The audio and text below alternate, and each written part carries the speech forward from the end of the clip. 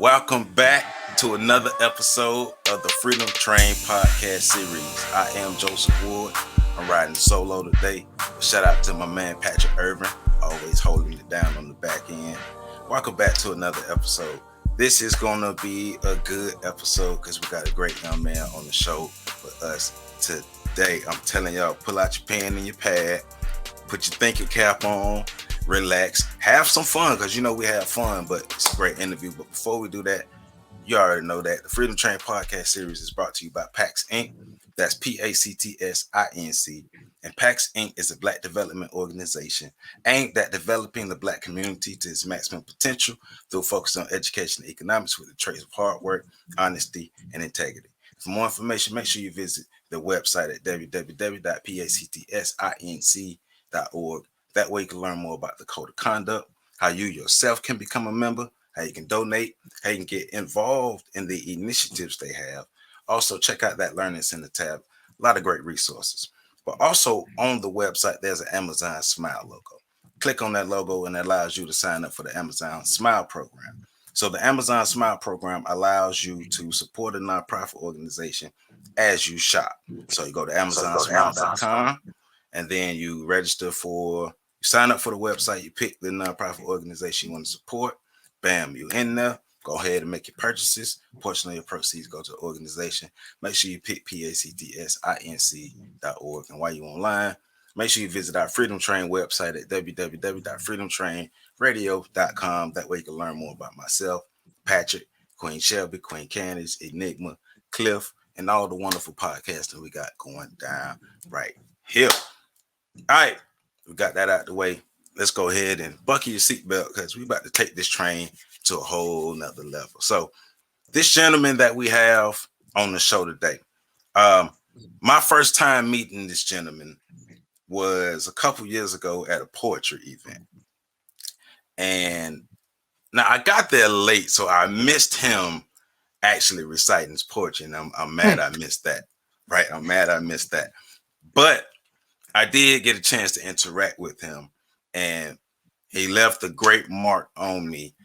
He had these shirts, and I still got my shirt, and I still wear it all the time. That I am African shirts, so I still wear mine. I gotta get me a new one, but I still wear mine all the time. You're probably have seen it on some of these podcasts, but definitely a great young brother, an asset to our Tallahassee community. He's a keynote speaker, a Ph.D. candidate at Florida A&M University. He's an author. He's a father. He's a community activist. And he's somebody who has overcame adversity and learned the value within himself, found the skills within himself, because he's also an educator, and created a platform that allows him to be able to give back to his community to the best of his capacity, following his path, living his purpose. So I want y'all to put y'all hands together for Mr. Derrick Standifer. Yes, Mr. Ward, man, thank you for the opportunity to be on the podcast. It's an honor to serve, and I appreciate you for allowing me the space to serve. So thank you for that, good sir. Oh, no problem, my brother. I appreciate you. Like I say, I've been paying attention to you, and you've definitely been doing your thing out here. So congratulations. I had a blast being on Terrence Barber's podcast with you. Like we had a good time. We got it in that day. So I definitely want to make sure we continue that momentum and go ahead and do our thing here. So I want to learn more about you. People want to learn more about you. So the first question is, give us some background information about yourself. Like, who is Derrick Standifer, and why is helping people solve life's problem? Why is that a path that you took? Man, so at this core, the first thing that comes to my mind about who I am is I'm a servant. I'm a servant. I used to jokingly call myself a do boy, because you know we need people out here who's willing to do the work that needs to be done. Right. But I'm a servant, man. I'm a community child. So I grew up in Atlanta, Georgia, right? And I had a lot of different people praying for me, investing in me, and you know, they saw something in me that I did not see in myself. And after a while, something clicked. And when you want to make when you want to make people proud, man, you're willing to do things that you normally wouldn't do. You know, you're willing to muster up the energy to do things. So Just that title I carry of being a servant, of being a community child. Those are the core. After that, and probably the most important role that I carry is I'm a father. I'm a seed planter of two beautifully troublemaking babies, Ayana and Derrick Jr. They give me a different kind of motivation, a different kind of why. That's just tenacious. Um, Currently I'm a lifelong learner. Currently I'm in Florida A&M right now pursuing a Ph.D. in educational leadership. And I'm also the founder and owner of Life is Like a Rubik's Cube. We teach people how to solve the twists and turns of life, by building confidence and teaching people how to solve the Rubik's Cube and developing problem solving skills. So yeah, yeah, Okay. yeah, yeah, yeah. Okay. So, and I like the cliffhanger like that because we're gonna get back into that, but I like to make sure that we humanize people on this show Mm, because you're a full person, you're a whole human being. So I want to give you a chance to really be humanized on this podcast right here with me. mm, So, as a lot of people, we face adversity in life. For some people, adversity makes them. For some people, adversity breaks them. But you was able to overcome setbacks and losses along your life journey and your educational journey. So, and you don't have to get into full detail, talk about what you're comfortable talking about, but can you just tell us about your journey and what motivated you to continue pushing towards your obtaining your PhD? mm, Man, I was thinking about it this morning. So I tell people that just because you fail, it does not mean that you are a failure. You can always bounce back from your trials and your tribulations. So I came to FAMU in 2009, and I came to Hmm. FAMU with a lot of accolades. I was most likely to succeed. I was SCA president, homecoming king. I had a lot of accolades. I just had a lot of accolades. Salutatorian of my high school, and I actually had a full-ride scholarship to go to Howard University, Right. and I missed my deadline to turn in the paperwork. And I had a high school counselor. She encouraged me to go to FAMU, and I blamed her for my decision to come to FAMU. I was like, you should never tell a senior to go to FAMU when I had a full ride scholarship to go to Howard University. That experience right there was a learning experience that I'm so grateful for. But 2009, I came to FAMU. Two years later, I dropped out at FAMU and I went to another Right. another university in Georgia, Georgia State University. I flunked out at Georgia State. I got a 0.0 GPA at Georgia State. I ain't do Right. nothing there. It was Right. it was ugly. But after a period of waiting tables, I learned how to serve by waiting tables. And I think everybody should go through a period where they're serving people, man. It just humbles you. So I was a servant, and then it's crazy how God can, how God can just move us, man. But I went in for work one day, and I got fired. I got fired one day, and that was just a catalyst for me to finish what I started. So I came back Right. to FAMU in 2013. At the time I was married. We had two dogs, Maya Angelou and Imhotep. I had a pit bull named Imhotep, and I had the Chihuahua named Maya Angelou. And we moved down to Tallahassee. We had to give the dogs away, of course, but came back 2014, blessed and fortunate, highly favored. I got my bachelor's degree. A year later, same thing. I got my master's degree. And I started teaching for a little bit. I taught in Atlanta for 2 years, and I loved it, man. I had a wonderful experience. I think some people are just, when they find a purpose. So I found my Yeah. purpose in educating and Yeah. educating people, man. It wasn't even work to me, man. I really thoroughly enjoyed my job as an educator. But then Yeah. we taught 300 kids how to solve Rubik's cubes. I taught people how to play chess and do poetry. Um, and then I started to experience some setbacks, man. Life started happening. 2016, a week before my 26th birthday, I lost my mother. She passed away to ovarian cancer. So those moments, my birthday is a little emotional time. Hmm. At the same time, my dad, he was diagnosed with cancer, and he Right. passed away 2 years ago. From April, and I expand on him a little bit more too. And then not too long after that, um, I went through an ugly divorce. I just went through an ugly divorce, and that left me as a full-time single father of two beautifully troublemaking babies. And I think all those pressures, all those burdens, kind of made me who I am. Kind of give me the strength that I have and dedication and commitment. I got a full plate, but what's on the plate is motivating. I got my kids they looking up to me. I want them to see a great example of of how to do this thing. And then my parents, they're looking down on me, and I want to make them proud. And then I got a lot of community people who invested in me. I got people who, when my parents passed away, they kind of took on that role and, became surrogates. And man, even with the tragedies, I'm blessed. I'm so blessed, man. It's an honor. It's so grateful to have the Right. support system that I have, to be on this journey that I'm on. I'm just grateful for this journey called life, and I just want to make the best of the experiences that we have here. Man, man, you just don't know how similar our stories are.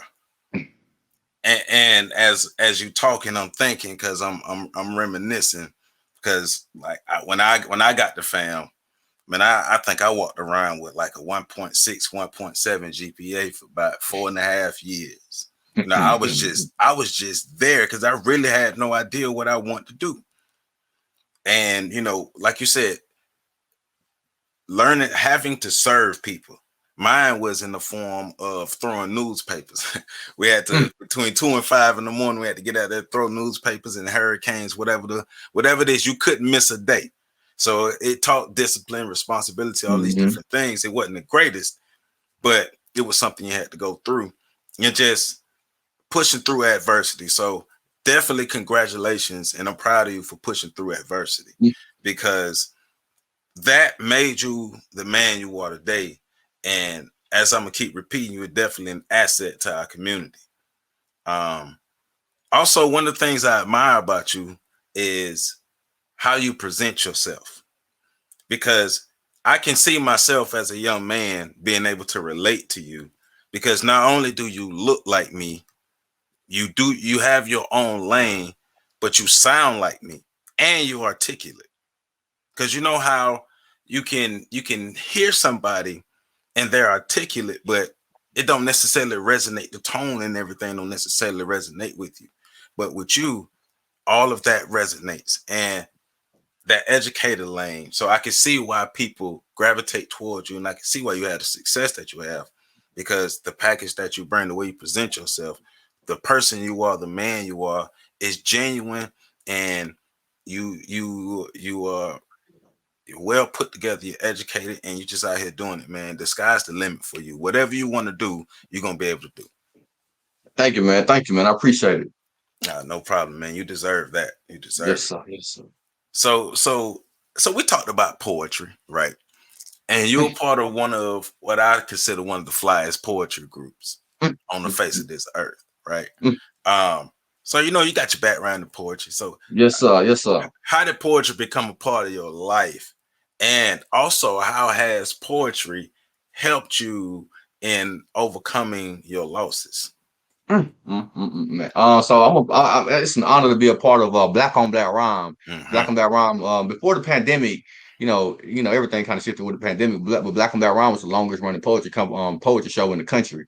And I say this all the time, but my tutelage in Black on Black Rhyme was, I think that's why I was sent here to Tallahassee, because I grew way more. I grew in Yes. Black on Black Rhyme to astronomical heights. And I say, I'm working on my 3rd degree, but I learned more from Black and Black Rhyme than I could have ever learned from any other entity. So Black and Black Rhyme gave me confidence. And it started in high school. In high school, I had crooked teeth, so I tried to find a way where I could find something that I could be confident in, that's me in my lane. And at the time, poetry wasn't really for cool kids. You don't do poetry. Nobody do poetry. Mm-hmm. So man, I just like, man, if I'm gonna do it right. And I just started doing it with passion and energy. And I developed a skill for it. I just started writing. And then I, came to Tallahassee and fell in love with Black on That Rhyme and hustling. And it gave me an outlet to turn my pain into power. I say this all the time, man. When it comes to people need outlets, everybody need an outlet. My outlet just so happened to be writing, and I say this all the time, man. Poetry is a gift and a curse. When I'm writing, sometimes I get on stage and people, they hear the poems or whatnot, but sometimes when you write these poems, man, the pages are stained with tears. Mm-hmm. Because it took a lot to get out of that. Right. So I definitely learned how to turn my pain into power when it comes to writing. My daughter, she's 7 years old. She got 2 poems memorized. I think the oratorical ability, people who are able to speak. Yes. If you're able to speak, 10% of the people are able to speak. Mm-hmm. 90% of the people are afraid to get in front of people and open their mouth. Mm-hmm. So when you're one of that, when you're part of the 10%, now you're trying to now I'm in a position of trying to sharpen the skill. Okay, Right. I can get in front of people. I get nervous, and I still get nervous. I still get the butterflies or whatnot. But one of the things, and that humbles me, that keeps you humble. But one of the things that I made it a mission to do is continue to get better, find new ways to perfect the craft. Started out with poetry, and then I switched over to writing speeches, and so now I deliver keynote speeches and stuff. Just because black on black rhyme poetry, they're kind of in the same field. And this past year I competed in a Toastmasters International Speech Contest, and I made it all the way to the divisional round before I was knocked out. I got third place in the division rounds, but just that experience, man, just the whole notion of can do this. People listen to me when I got something to say. And now the challenge is to make sure whenever I open my mouth, it's something that's effective. It's something that people will listen to, and people can take away from and use it to go out there and serve other people. I Right. think our greatest gift that God given us, the greatest thing that we can do with the gift that God has given us is to serve mankind and womankind. So God give you a gift, you gotta use it. You gotta use it. And if you don't use it, it's a slap in the face to everybody Right. who's missing out on your Right. presence. So Right. Right. So around the time where you learned about Black on Black Ryan, did you know about any of the other poetry troops around FAMU? um yes and no. So I started Black on Black Rhyme. I don't know. There was an open mic on campus that the Delta. I remember this like it was yesterday. There was an open mic on campus that the Deltas were hosting. Mm-hmm. And I was a freshman, so I do poetry. I sign up and I did my poem, and people were like, "Hey man, you got to come to Black on Black Rhyme." They started talking about. Like I went.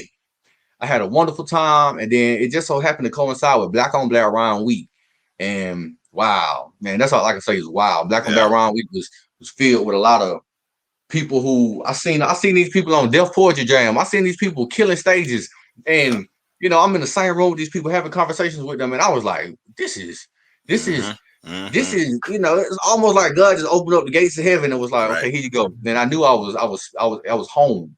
So but to answer your question, that same year I was actually a founding member of Voices. I was a Okay. founding member of Voices, Okay. one of the Voices poetry organization on FAMU's campus. Right. Quentin McCluskey Smith and Jaslyn Adams, they started it, and Right. I just so happened to be a part of that first group, that first year of initiation. So I did know about other organizations, and then Florida State had poetic lyricism. Right. So we used to compete with, we used to do these collegiate slams, and we used to compete with poetic lyricism, and that was a friendly competition. Steel sharp and steel type ordeal. And then of course back home in Atlanta, Atlanta has a real good solid poetry scene as well. So I didn't really get into the poetry scene in Atlanta until I moved back to Atlanta though. I didn't know Mm-hmm. about it like that.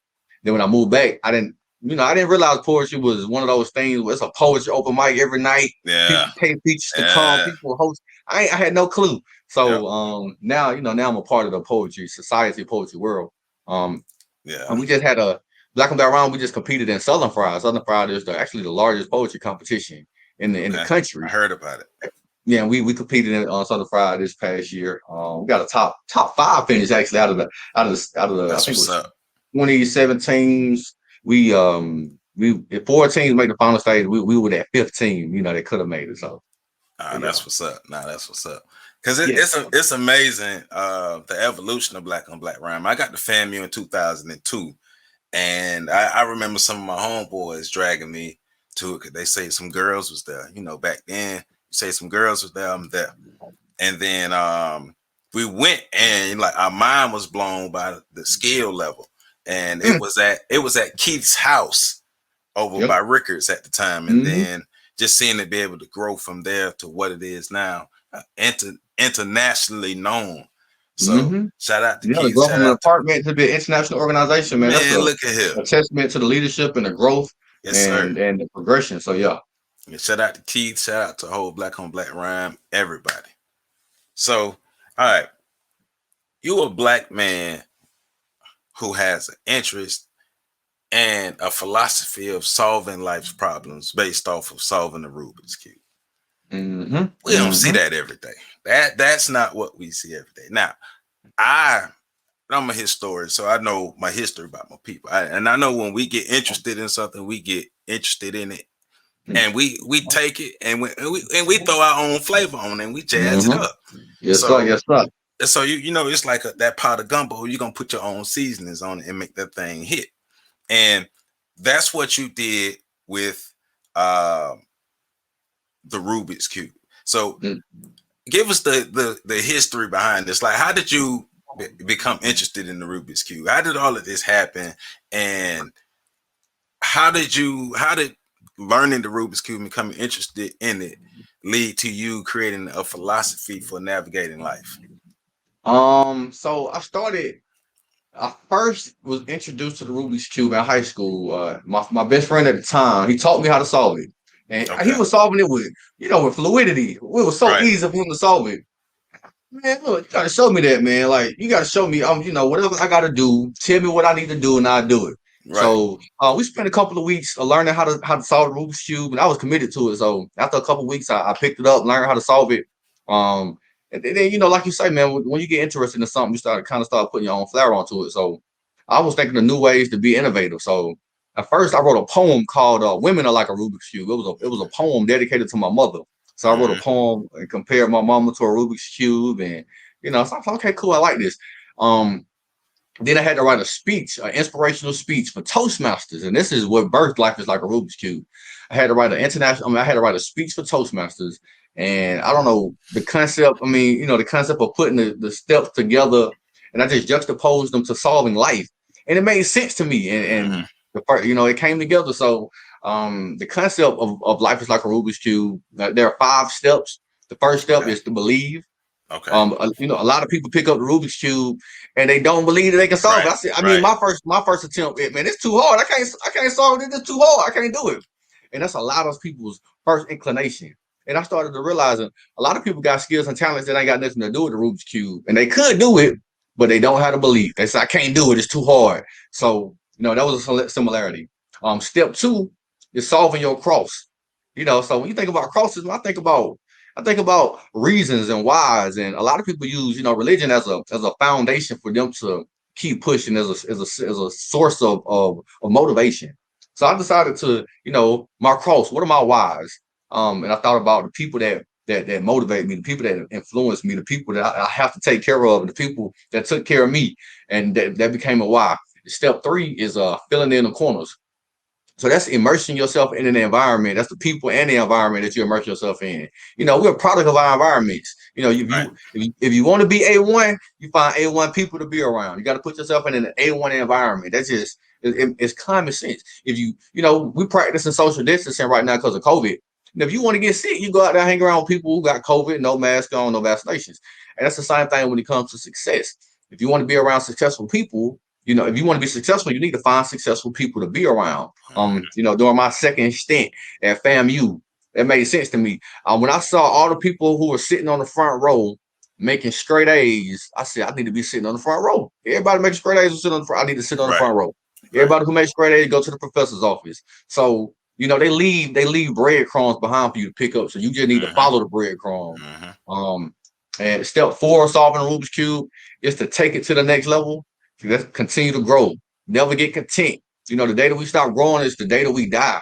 I had an opportunity to meet Frances Cresswell Singh, and you know who she is, but yes, I had the opportunity to meet her, and she came to FAMU doing the Imhotep conference, and I served on a panel with her. And in my mind, I said, this lady is almost 80 years old and she's still serving. She's still serving Black people. She's still serving. Most people, I've done my life's work. I'm good. And that right there planted the seed for me to, never get content with where you are. Like, keep growing, keep getting better. And then the 5th and the final step is to see the bigger picture. And that's to keep your commitments to your commitments. And I didn't implement that step until I went back to FAMU and I finished what I had started. So, after dropping out of school, I went back and got my bachelor's. I was blessed and fortunate. I got my master's. And, after the believing in myself and after developing this concept of keep growing and keep getting better, I said, might as well try to shoot for the Ph.D. And we right now, I can see the finish line. We in the last little leg. So that's what we're working on right now. That's the milestone we're trying to accomplish now. Okay. So I just juxtaposed it to my life story. So yeah. Right. Now that's brilliant. Like I say, that's how you put your own flavor onto something. Thank you, King. That's how you take them concepts and you do it. No, for real. Look, that's how you reach people.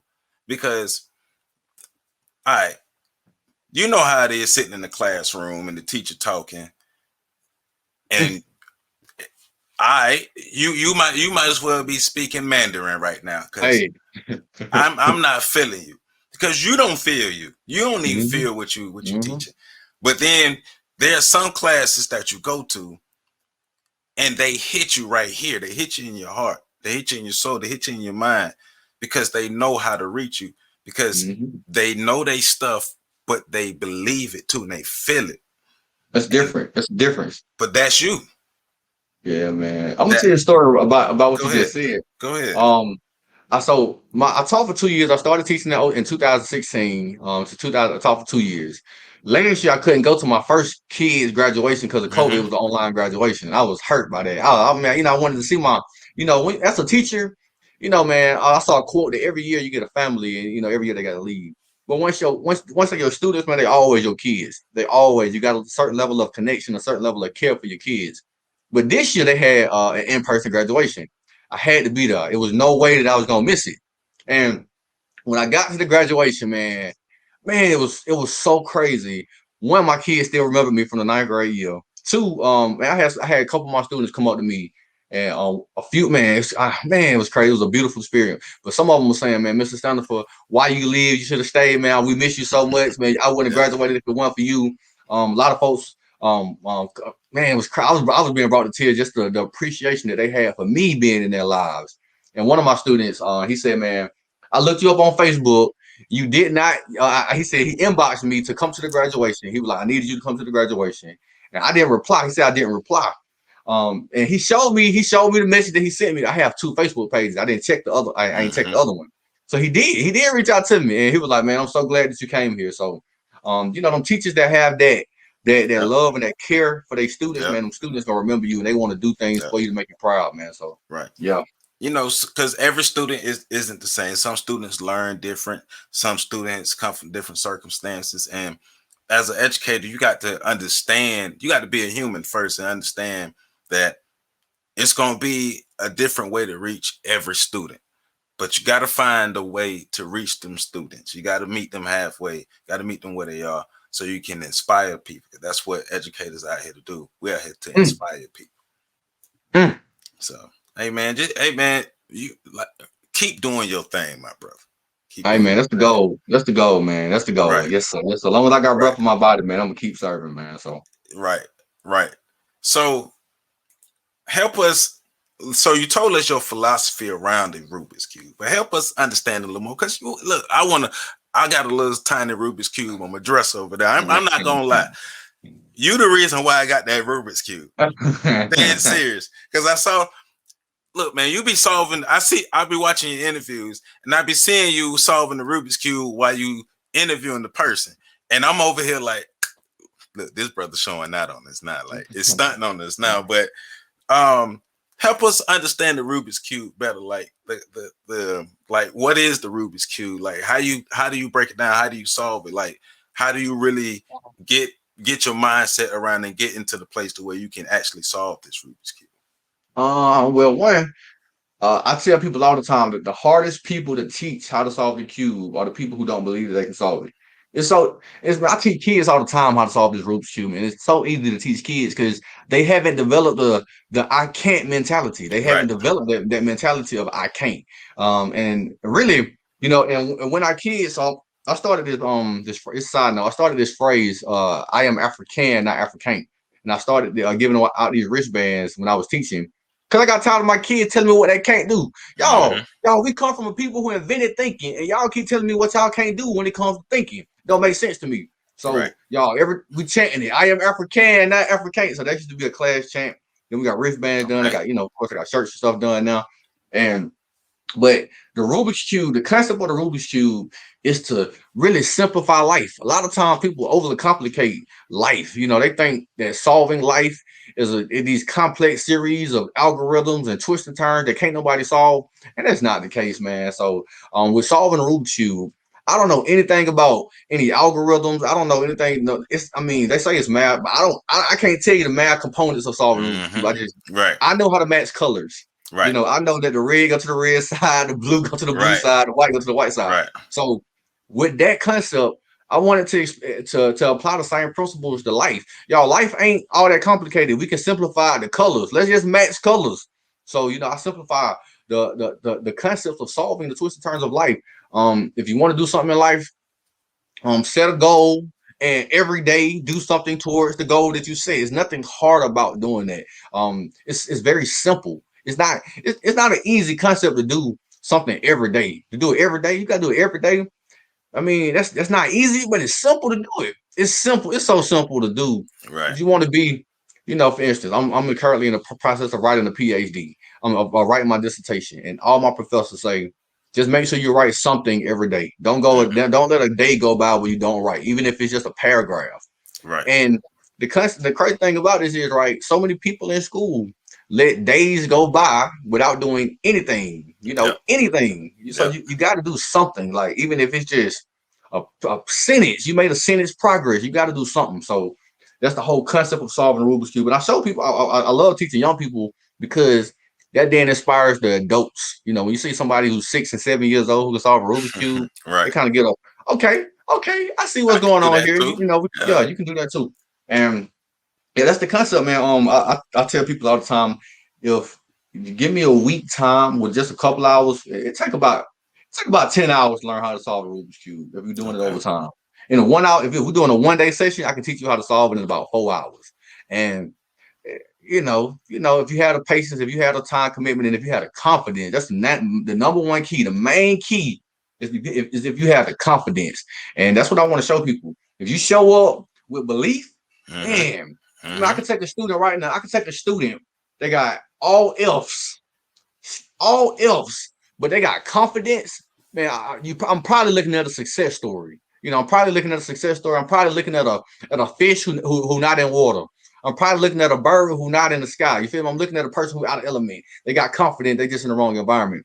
But you show me somebody who got straight A's and they don't have any confidence, they don't have any belief that they can, do anything with their life. It's really, the grades really don't matter at that point. It really don't matter that you got these grades if you don't believe in yourself. So exactly. Definitely have seen that before. Yeah, I mean, so I didn't know that it would take that much time to teach somebody how to learn to solve the Rubik's Cube, because in my mind I was thinking sit down for maybe an hour and just go through it and be able to solve it. But it's a lot more complicated than that. Yeah. Well, in the complicated part comes in the consistency of it. You really just repeating the same step. It's step one, you got to keep repeating it until you got it. Then once you got it, let's move on to step two. Keep repeating it, and it's muscle memory. I mean, sometimes, man, I know you've been in the zone sometimes, like you're doing something, you be in the zone, and I'm not even. I forget how to solve. I ain't even thinking about solving because it's muscle memory at that point. Right. And that's what I try to get people to get their fingers to. Oh yeah, you moving the cube without even you matching the colors, but it's not really it's not nothing it's not something that's daunting. It's really not. It's really not a daunting task. And every time I teach people who how to solve it, and when they done, they say that was easy. Every time, 100% of the time, every time a person learns how to solve it, they're like, I could have learned how to do this on my own. But so hey, great teacher. It is. So, but also in this, what I'm hearing is you're teaching people critical thinking and problem solving skills, especially within the philosophy. So, in your opinion, why is critical thinking and problem solving skills important, not just for our youth, but for our society? Man, for everybody, especially our youth, we got to teach people how to think, man. We got these devices, these smartphones and these iPads and these televisions, and they call smartphones, but ironically they make us dumber. Ironically, they make us dumber. And with this, people they want the phones, they want them, but they spend. I read an article that said the average college graduate spends 11 hours a day scrolling on social media. 11 hours a day scrolling on social media. And with these smartphones, they give you the screen time. They tell you how much time you've been on these platforms, and especially the kids. The kids can literally have their phone all day just scrolling and see nothing wrong with that. So the purpose of it, the concept of it, of the problem solving and the critical thinking piece is to get our minds just back to thinking about, one, setting the goal, and two, problem solving to accomplish the goal. All goals have problems and obstacles. And now, we need to understand and we need to learn how to overcome the obstacles, and solve the problems. Critical thinking is so key when it comes to our success. I teach my kids how to play chess. My daughters, my son, Mm-hmm. they play chess. And chess is one of those games where if I do this, then they do this, then I got to do that. That Mm-hmm. right there strengthens that critical thinking skills, and it's important. It's important in our daily lives. I think about negotiating jobs, negotiating your value to a potential employer. That requires critical thinking skills. You just Yep. can't be a robot. When somebody tell you what to do, you go follow it blindly. You can't do that. You can't do that. It's cool to be loyal and disciplined and committed to the process, right? Right. But you also, if somebody telling you something that's detrimental, you gotta have common sense. To not do it. That word common sense thing, it should be that Yeah. word common sense. It's not. It shouldn't be It's called common. common sense. It needs to be Yeah. it's another term needs to be called for it, because common sense is really critical thinking skills. It's really those Yeah. problem solving skills. Yeah. So you see it develop. Um, Even when it comes to, now I'm in a process right now, right? I'm in school right now, but I really am. I want to get free. I really want to transition out of the workplace, and I really want to Yeah. be my own boss and work for Me myself, too. because I see critical thinking skills showing me the pros and cons to having a job as opposed to working for myself, and focus on school right now, but I do want to transition out of that having a boss type mentality, or having a boss type lifestyle. And I know growing up, you know my family didn't believe in being entrepreneurs and being business owners. My people, we come from that mentality of we need to find a job. And my kids, we love to go to Chick-fil-A. They love to go to Chick-fil-A. And my daughter, she's like, I want to work at Chick-fil-A. They're so nice. And there's nothing wrong with working at anything. But I tell my kids, I tell them, y'all, let's own Chick-fil-A. There Let's you let's go. own it. Let's own the Chick-fil-A. Let's not, There you go. let's not be the basketball player. Let's be the owner of the team. Yep.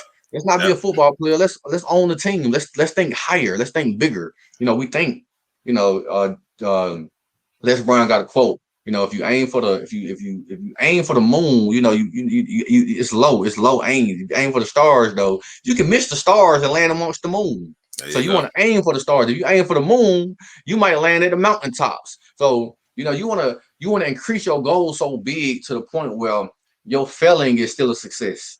There If you you go. fail at your goal, you still succeed in life. So the critical thinking component, man, just forces you to get outside of your limited thinking, to expand what you think is possible for you. So yeah, it's a lot of different benefits for that, man. We could talk about that concept, Yeah. yeah, for Yeah. ages. Yeah. Nah, that's cool. That's cool because you took all those concepts and you took your life experiences and you took your philosophy and created a business which is a budding empire called Life is Like a Rubik's Cube.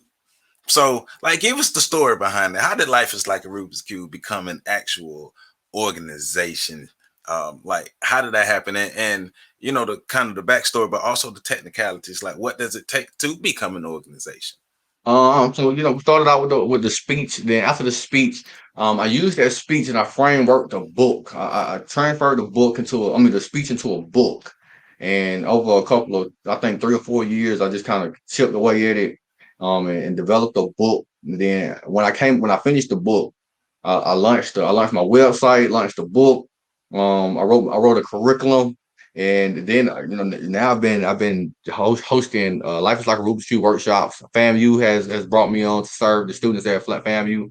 I've done Lilarc across several states in the southeast and in the East Coast region. But now what I'm doing is getting my foundation solidified. So I'm looking at the business documents that I need to have in order, the financial records that I need to have in order to get my certifications done. That concept of I want to get out of that hustle mentality. Just Yeah. really just get out of that hustle mentality and take advantage of what we got to offer. Take Mm-hmm. advantage of the things that are offered to us. So Mm-hmm. I'm looking at minority businesses, grants, and stuff that are available Right. to small business owners. But you got to get the certification to do it. So now I'm in the process of knocking out the certification. And it's almost like, when you have babies, when you plant a seed and you start having babies, your kids require certain things depending on the age that they're in. So, Mm-hmm. as a baby, as a newborn, you require certain things. And as a toddler, you require different things. And as you get older, it's a different level of care. It's not more so harder or less harder, but it's just different levels of care that you got to provide. So, my business, I incorporated my business, Lilac, in 2018. And since 2018, I've just been finding and researching ways, finding mentors and more mentors who can show me how to better develop my business and solidify it. So I recently just, stuff like get a business bank account, keeping your funds separated from personal and business, stuff like that. Mm-hmm. Um, Mm-hmm. and now I'm always in a training or always binge watching stuff on YouTube about business etiquette and Yep. business practices. This year, I plan on joining the Tallahassee Chamber of Commerce. It's just these things I never thought about. But once you get into it and once you start learning the language and learning about how people, these smaller nuances that how people become successful, you just make them a part of your repertoire and put them in part of your tool belt. So that's what we're doing right now is getting that foundation stuff, my paperwork in order. So when these grants or when these opportunities are available, my paperwork in place for me to go ahead and smooth sail that thing out. So That's what's up. That's what's up. And I appreciate like the breakdown of like how business really work and how business is really supposed to be ran. mm, Because a lot of people think, you just have an idea, just create things and just go out selling. And there's a whole legal aspect to it. There's a whole documentation aspect to what we mhm, want to do because we want to make sure people have successful businesses. And when people watch this podcast and get the information, I want to make sure they have the real account of what it takes. On top of all that hard work and motivation, you got to make sure you mhm, have your paperwork straight. If your mhm. paperwork ain't straight, your bills ain't straight. Something popped in my head too about the business aspect of it too. So I'm also a part of one of my concepts is filling your corner. So I'm a part of a mastermind group. I'm actually a part of two Yeah, mastermind groups, yeah, and I have accountability partners.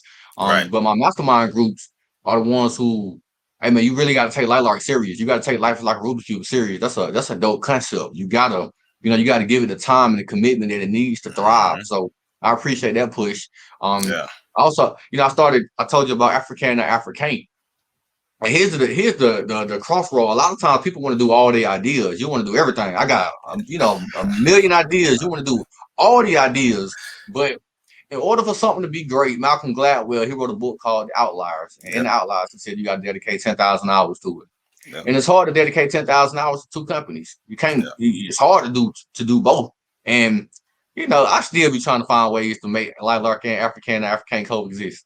But then I started to learn the power of outsourcing and Yes, hiring people who know how to do things better than you because yep. they'll do it better for you more efficiently and it makes you more money and save you more money. So doing those concepts in order to in order to juggle a full plate, you got to find people who get you a strong team. So I'm building a team together and I'm so grateful for the people that are coming into my life to help me build this team together. So that's the goal. I want to just kind of keep attracting A1 quality people who can help me and navigate me through this thing called life. Yeah, yeah, That's yeah, what's yeah. up. That's what's up. So you also mentioned your book, Life is Like a Rubik's Cube. It's also a book. So kind of, Hmm. what can people expect when they read the book? Um, One man, I think it's a great piece of read. I'm not just saying that because I wrote it. But I really put a lot of care into it, and I sat back and read it, tried to read it objectively. This is a great story. So the book is part autobiographical, part personal development. So I detail my journey of dropping out of school, going back to school, flunking out of another school, getting married, going through a divorce, being a single father, losing my parents. I kind of break these oh these errors in my life up and I use the Rubik's cube to kind of juxtapose them. So I talk about the belief, how I built my belief, and what are ways that I build belief. I build I do vision boards and I start these affirmation lists. Those are ways that I build belief or Hmm. to solve on my cross. Identify my why. I have a why wall. I got the program of my dad is on the wall. My mom's urn. My mom urn right there. Those are ashes right there. So I keep my why front and centered. So, I know why I'm doing this. I keep that as motivation. I think about the kids that picked on me when I was young in school. I think about the people who told me I wasn't gonna be nothing. I think about the people who told me I'm gonna be the greatest thing. So all those I make everything a why. If I get a bill that I can't pay, I make it a why. I put it on my why wall, y'all. I would never be in a predicament where I can't pay my bills no more. Right. Anything, Right. any reason. So step 3, I'm gonna identify environments to immerse yourself in. To me, after you do it, a lot of times you can get content in being familiar with your knowledge. When you got a certain knowledge, you get familiar with it, and you got to understand that everybody got their own lane. So it's your duty to kind of detail what your lane is to kind of explain it to other people, and then you got to be able to articulate it in a way where people can understand it. So I broke down these steps of personal development. I noticed that in our community, our young people don't know how to set goals. To me, it's common sense. Oh, set goals, common sense. Everybody know how to do it, but it ain't. It's not. It's a skill set that you got to learn how to do. You got to learn how to set goals, and it's not no. It won't be I show up for this class, or now I know how to set goals. You got to develop. You got to Yep. build the Yep. muscle of Yep. setting goals. You Yep. gotta you got to learn how to set annual goals. You got to learn how to set quarterly goals and monthly goals and break them down into weekly goals into daily habits. You got to know how to do these things. I introduce people to other people who help me, mentors from afar. So Brian Tracy, he has this concept of eat the frog first. When you first wake up in the morning, you need to do the most difficult task on your to-do list. Yeah. I You remember feel that. more accomplished when you start chipping away at these big ticket items Yep. instead of not the easy things that can just easily be done. So this book really is. I use my story to show people an effective and unique way of goal setting. And if you attend the workshop, so I also developed a curriculum around it. So we go through the Rubik's cube, but and I highlight.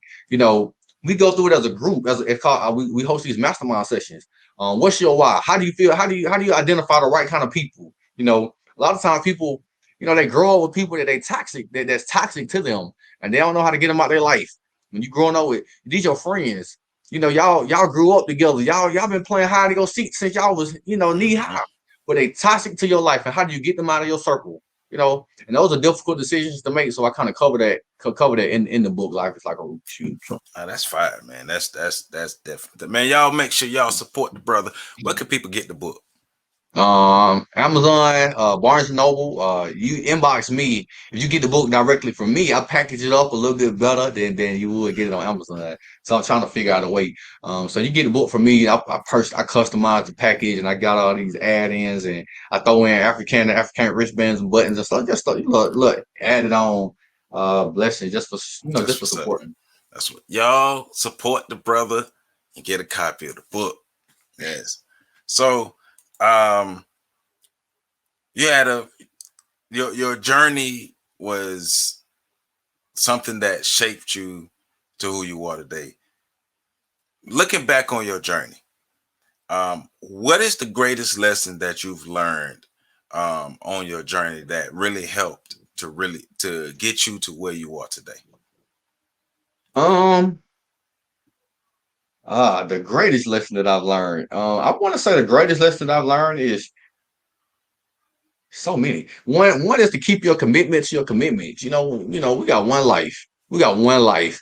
And when you get when you understand this concept that we're not gonna be here forever. A lot of people want to be here forever, they want to stay here forever, and but they don't add the quality into the longevity that they hear. Drake, the great philosopher Drake, he got a quote that says everybody dies, but don't everybody live. And to live, you got to serve. You got to serve, and in order to serve, you got to keep your commitment to your commitments. Right. I can't be my best servant if I set goals for myself and I don't accomplish my goals. Like my goals are tied to my servitude. So I got to set my goals, and I got to at least put effort towards accomplishing my goals in order to keep my commitment to my commitments. And yeah, and the you don't have forever. You don't have forever to accomplish your goals. Man, time, 2 years ago, man, we were chilling. Everybody was, just chilling, doing their thing. Then COVID happened, shut the Yeah. whole world down. And we're like, what? And that right there should have been a eye-opening experience. That, Well, a man, lot of things can happen like that, man. Things can mhm. happen like in the blink of an eye. Things can happen, and while we got the breath, we got to take advantage of that opportunity. I wake up every day, God, thank you for another opportunity to serve. Thank you for another opportunity to get it in today, God. Because I made the wake up list, and there's a lot of people who did not make the wake up list, and they made plans for what they were gonna do next month. They made plans for what they were gonna do tomorrow, and Yeah. so I really just the biggest lesson, man. I really want to go out this thing on E. When I transition, I want everybody to know that I gave it my all. I want my kids to know that I gave it my all. And I don't want to pass the baton to my kids and they got to start over. When Right. my mom died, man, when my mom died, she was poor. She didn't leave us anything. I had to I had to figure out how to get her buried. I had to figure out I had to figure out how to get her cremated, and in fact, she didn't even want to get cremated. She wanted to be buried, but the cost of burying versus the cost of cremating because we had no finances to, to properly send her over how she wanted to do. As black people, we gotta stop having these fish fries when people die. We gotta set certain things in place. Life So insurance. man, my kids, for the first thing, I need some life insurance for my seeds. If anything happened to me, I need them to be, I need them to know, Yeah. hey man, I ain't leave y'all with zero. Y'all ain't gonna Right. start with zero. Right. But at the same time, in the same concepts, right? I don't want to give a whole bunch of stuff to my kids. I don't want to give a whole bunch of materialistic things to them. I want them to be able to. I want my daughter, Ayana, she turned 7 on her 7th birthday. She went out there selling these wristbands, these African wristbands, and she made $177 That's selling what's these up. wristbands. And people came up to me and was talking about how well she was, how well her sales presentation was.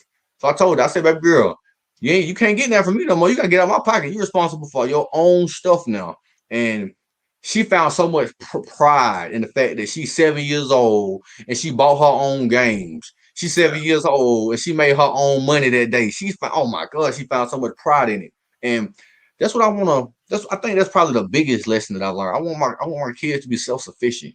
I don't know. I don't want them to have to depend on Yeah. depend on handouts. I Right. want them to if it's no way, you got the critical thinking skills to make a way. There If you you're go. hungry, if you want this, you know how to do it. You know how to find moral ways to do it, and not crazy ways. You ain't out there, doing crazy stuff to get the things that you want. You're doing safe, moral ways, and ways that you can be proud of to sit here and enhance the quality of your life. There you So go. I think the greatest thing, man. I know I said a lot of things, but the greatest thing is I want to pass the baton to my kids where they can carry their own weight. They can be self-sufficient. They don't have to, they don't have to, they don't need life insurance money. Life insurance money that my dad that they dad left them was extra. Right. They already done established the foundation where they can take care of their own self. So that's the biggest lesson that I want my kids to There take you away, go. that I want to embark upon. So There you go. Live full, die empty. mm, There you go. There you go. So we're down to our final question, and we ask everybody this question because we always get different answers. So mm, if you were the all powerful ruler of Black America, mm. what would you change, and what would your message to the people be? Wow, wow, wow, wow, wow. Change so much stuff, man. It'd be crazy. I come through just sleeping shot, right? But if I was the leader of Black America, um, if I was the leader of Black America, I would implement systems where we are proud of the fact that we come from African lineages. The fact that when I first came to FAMU, I didn't man. When I remember thinking inferior thoughts. I remember code switching when I was talking to white people. I talk like this to black people. Then when I get in front of white people, I code switch and try to speak proper, right? Or being intimidated by white people when it comes to academic events. I remember these thoughts. And when I came to FAMU, when they told me that, I came from people who invented this thing called thinking that melanin is a superpower. And those will be the things that I implement in our people because, it's confidence. At the Yeah. end of the day, it all comes back to confidence. And, right now, I think the biggest plague, slavery happened and racism is existent. But I think the biggest plague for Black America is the lack of confidence. You know, a lot of Black people don't think that we worthy. A lot of Black people that we juxtapose us, we compare ourselves to white people, and we think inferior. I saw the main thing that I would implement is that confidence, that love, like a deep desire of love to be African, to be this right. Oh man, now I got this confidence. And it's almost, I try to remain humble but it's almost like I gotta overcompensate. Yeah. Right? So if I walk into a room with white people and I'm my most authentic self as much as I possibly can be, I try my best not to code switch, not to accommodate. I bring up my kids a lot because I teach my kids that God black. And my daughter, I teach her that there's a God and a goddess, and both of them black, both of them brown, just like you, baby girl. Mm-hmm. And she was on this is one of my proud moments. She was on the playground, and I don't know how this concept came up, but a couple white kids and Ayana was like, they was on the playground talking, and then they brought up color of God. The girl, the non-melanated girl said that God was white, and my daughter, she said God is black. She said God is brown, and Goddess is brown too, just like me. And I was like, oh my God, baby girl, you don't even understand what that did to That's me. what I'm Just the talking about. fact she was 6 years old when she articulated that God, the deity, there's a man God, and there's a woman God, but both of them brown like me. So that right there, man, it does so much to the confidence levels. Imagine, we got a whole bunch of Black people right now walking around Mm-hmm. thinking God, thinking that their God is white, like their God is white, and Right. it's nothing, no knock against, no, but people gods look like them. We in a world, we didn't create race, we didn't come up with this concept of race. But now that we have a concept of race, we can't be associating with other people's. Your God is my God. Your God that look like you is my God. It does something to the confidence level There you when go. you got Black people worshiping, a Caucasian image of God. It does something to our psyche. So if I could, it'd be a black lock dreadhead, lock Jesus in every church. All deities, all religious figures would be brown and dark skinned and from Africa, and we have this dying association and love for the fact that we come from African, that we're not African Americans, we're not Jamaicans or Haitians or all these other concepts that our colonizers put on us. We African African, people. we African. And that would be oh man, that would be a beautiful thing. That would be Man. Francis Chris Wilson talked about that too. She talked about having these parades where we praise and we applaud the fact Yep. that we melanated, man. But if we take advantage of the fact that this is a superpower, man, that'll be a beautiful day for us. So Man, I love that question because answers like that. That's how you do it. That's how you do it. That's how you do it. Yes, sir. So somebody gonna watch this interview and be like, look, this young man is the truth. I need to get in contact with him. How people get in contact with you? Man, so social media, Derrick Standifer is, if you search my name, you'll see my website, my links, my social media pages will pop up. Life is like a Rubik's cube. If anything, life is like a Rubik's cube is associated with me as well. Yeah, I mean, I would encourage people to, follow me on my social media platforms. Go to my website, check out the work that we're doing.